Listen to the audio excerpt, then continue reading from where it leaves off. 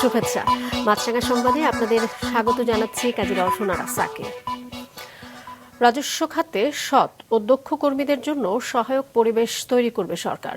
অভিযুক্ত কর্মকর্তাদের দণ্ডের বিষয় গুরুত্বের সাথে বিবেচনা করা হবে বলেছেন প্রধানমন্ত্রী তারেক রহমান। সকালে রাজধানীর চীন মৈত্রী সম্মেলন কেন্দ্রে রাজস্ব সম্মেলনে তিনি এসব কথা বলেন।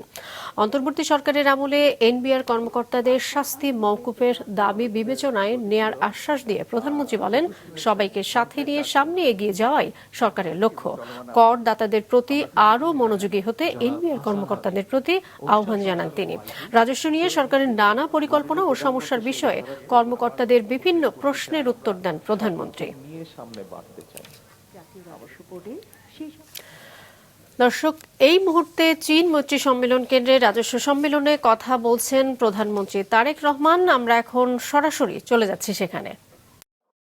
তাদেরকে বহুমাত্রিক দক্ষতা অর্জন সময় দেবে, যা কিনা আপনাদেরও বক্তব্যে ফুটে উঠেছে এখানে ওপেন ফ্লোরে আলোচনার সময়। খুব সম্ভবত digital economy, e commerce, transfer pricing, international taxation, trade finance, financial crime, money laundering, artificial intelligence, এই সবগুলো বিষয় সম্পর্কে সুস্পষ্ট নলেজ থাকাটা বোধহয় এখন অত্যন্ত প্রয়োজন। উপস্থিতবৃন্দ, এটি অস্বীকার করার উপায় নেই, বর্তমানে দেশে ট্যাক্স জিডিপি রেশিও এখনো সক্ষমতার তুলনায় অনেক কম। কর ভিত্তি এখনো তুলনামূলকভাবে অনেক সংকীর্ণ। অর্থনীতির একটি বড় অংশ এখনো অনানুষ্ঠানিক। সীমিত সংখ্যক নিয়মিত করদাতার উপরে নির্ভরতা হ্রাস করতে হবে মনে হয়। করদাতা ও রাজস্ব প্রশাসনের মধ্যে আস্থার সম্পর্কেও আরো শক্তিশালী করা প্রয়োজন। সারা বিশ্বে একটি প্রযোজ্য বিষয় হল, আধুনিক কর প্রশাসনের উদ্দেশ্য শুধুমাত্র বেশি কর আদায় নয়, বরং বেশি সংখ্যক মানুষকে স্বেচ্ছায় কর প্রদানে উৎসাহিত করা। একজন করদাতা যিনি নিয়মিত কর আদায় করছেন, রাষ্ট্র যেমন তাকে সম্মানিত করবে, একইভাবে যিনি ইচ্ছাকৃতভাবে কর পরিহার করছেন তাকেও কর প্রদানের জন্য যথাযথভাবে উদ্বুদ্ধ বা আগ্রহী করে তোলা প্রয়োজন। এটিও আমাদের ওপেন ফ্লোর ডিসকাশনের মধ্যে উঠে এসেছে। কর ব্যবস্থাপনা কিংবা কর আদায় পদ্ধতি সহজ এবং দুর্নীতি ও হয়রানিমুক্ত হওয়া প্রয়োজন।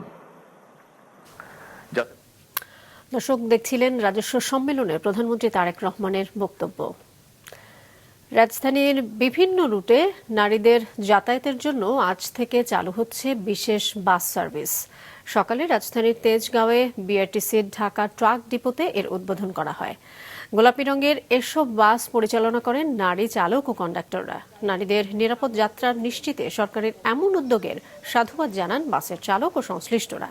বলেন, কর্মজীবী নারীদের দীর্ঘদিনের প্রত্যাশা ছিল এই বিশেষ পরিবহন সেবার। দেশের অন্যান্য প্রান্তেও এমন সেবা চালু করলে নারীরা উপকৃত হবে বলে জানান তারা। নির্ধারিত রুটে নিয়মিত যাত্রী সেবা শুরু হবে আগামীকাল থেকে। এই সেবাটা উত্তর আরো কিভাবে মানসম্মত করা যায়, আরো কিভাবে নারী বান্ধব পরিবেশে নারী যাত্রীদেরকে উৎসাহিত করা যায়, যে লক্ষ্যে এটা আমরা আজকে উদ্বোধন করছি, সেই সেবাটা যাতে অব্যাহতভাবে ক্রমান্বয়ে সমৃদ্ধ হয়, সে ব্যাপারে আমাদেরকে ঢেলে সাজাতে হবে বিআরটিসি কে। অর্থাৎ অপারেশনে যারা থাকবেন তাদের মধ্যে অনেক পরিবর্তন যারা আছেন দরকার হবে, মননে এবং আপনার কর্মে।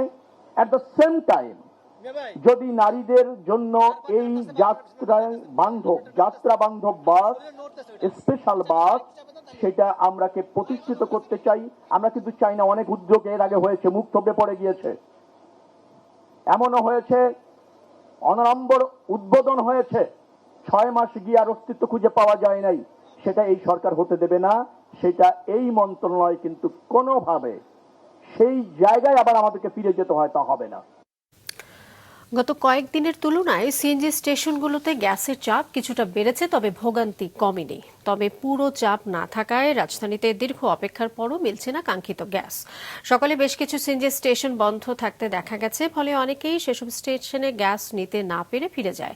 অন্য স্টেশনগুলো 200 থেকে 250 টাকার গ্যাস দিতে পারছে। ফিলিং স্টেশন সংশ্লিষ্টরা জানিয়েছেন, গ্যাসের চাপ কম থাকায় পাম্প খোলা থাকলেও চাহিদা অনুযায়ী গ্যাস দেওয়া সম্ভব হচ্ছে না।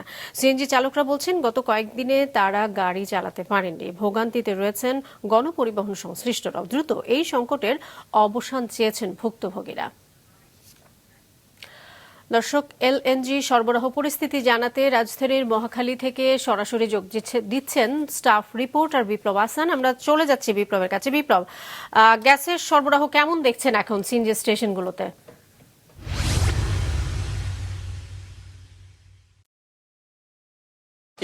যেমনটা বললেন যে আমি কিন্তু গত প্রায় 2 সপ্তাহ যাবৎ এই মহাখালীর তেজগাঁ এলাকার যতগুলো পাম্প রয়েছে সেই পাম্পগুলোতে ঘোরাফেরা করেছি। আমি মালিক এবং যারা কর্মী রয়েছেন গ্যাস দিচ্ছে তাদের সাথে কথা বলেছি। আমি সব জায়গাতেই যেটা শুনেছি যে 80 থেকে 100 মোটামুটি এরকম প্রেশারের মধ্যেই ওঠানামা করছে। তবে আজকে সেটি কিছুটা বেশি হয়েছে। যেমন এই মুহূর্তে যে পাম্পে আছে তারা বলেছে যে সকালে এটি 140 পর্যন্ত বা 150 পর্যন্ত উঠেছে। তবে সেটি যে পুরো সময়টা থাকছে তা নয়, 2 ঘন্টার মতো ছিল, তারপর কিন্তু আবার প্রেশার কমে গেছে, তারপরে তারা বন্ধ রেখেছে। তারা বলছে 2 ঘন্টা আবারও বন্ধ রাখবে, এরপর যখন আবার দিবে তখন সে প্রেশারটা আবার বেশি হবে। তবে অপেক্ষাকৃত বলা যায় যে গত কয়েকদিনের মধ্যে আজকে প্রেশারটা কিছুটা বেশি। তবে এই মুহূর্তে বন্ধ রয়েছে এবং আশেপাশে আমি আরও যে খোঁজ নিয়ে দেখেছি যে 5টি পাম্প আজকে বন্ধ রয়েছে, বাকিগুলোতেও প্রেশার তারাও বলেছে যে আজকে একটু বেশি। তবে সেটি পুরো দিন আসলে চলছে না, সেটি কিছুটা ড্রপ দিয়ে দিয়ে তারপরে করতে হচ্ছে। এবং এই মুহূর্তে যারা ক্রেতা রয়েছেন তারা কিন্তু বিপ্লব, আপনাকে ধন্যবাদ। দর্শক, মহাখালী থেকে গ্যাস সংকট নিয়ে জানালেন সহকর্মী বিপ্লব আহসান। কক্সবাজারের মহেশখালীর মাতারবাড়ি এলএনজি টার্মিনাল থেকে জাতীয় গ্রিডে আজও গ্যাস সরবরাহ কম রয়েছে। বৃহস্পতিবার গ্যাসবাহী কার্গো জাহাজ এলে সংকট কিছুটা কমবে বলে জানিয়েছেন এলএনজি টার্মিনাল কর্তৃপক্ষ। এদিকে গ্যাস সংকটে গাজীপুর সহ বিভিন্ন এলাকার শিল্প কারখানার উৎপাদন কমেছে। লাইনে গ্যাস না থাকার সুযোগে যশোর ও সিরাজগঞ্জে বাড়তি দামে বিক্রি হচ্ছে এলপি গ্যাস। এতে মানুষের দুর্ভোগ আরও বেড়েছে। এছাড়া গ্যাসের অভাবে বিদ্যুৎ উৎপাদন কমায় বিভিন্ন এলাকায় বেড়েছে লোডশেডিং। আন্তর্জাতিক প্রসঙ্গ, তৃণমূল কংগ্রেসের বিদ্রোহী 20 সংসদ সদস্যকে তৃণমূলের জন্য নির্ধারিত আসনে তাদের বসানোয় সুপ্রিম কোর্টের দ্বারস্থ হয়েছেন দলের সর্বভারতীয় সাধারণ সম্পাদক অভিষেক বন্দ্যোপাধ্যায়। অভিষেকের অভিযোগ, তৃণমূলের প্রতীকে নির্বাচিত হয়ে এই 20 সংসদ সদস্য অন্য একটি দলে যোগ দিয়েছেন, তাই তাঁদের সংসদ সদস্য পদ বহাল রাখার সুযোগ নেই। গতকাল সুপ্রিম কোর্টে করা আবেদনে তিনি প্রশ্ন তোলেন, তৃণমূলের টিকেটে নির্বাচিত হওয়ার পর কিভাবে তারা অন্য দলে যোগ দিয়ে সংসদে বসতে পারেন। লোকসভায় তৃণমূল কংগ্রেসের মোট 28 জন সংসদ সদস্য রয়েছেন। এই ছিল এখনকার মতো। ফেসবুকে আপডেট পেতে ভিজিট করুন মাছরাঙা টেলিভিশনের পেজে। ইউটিউব চ্যানেলেও দেখতে পারেন আমাদের সংবাদ, প্রতিবেদন এবং অনুষ্ঠান। আমাদের পরবর্তী সংবাদ দুপুর 2টায় দেখার আমন্ত্রণ রইল।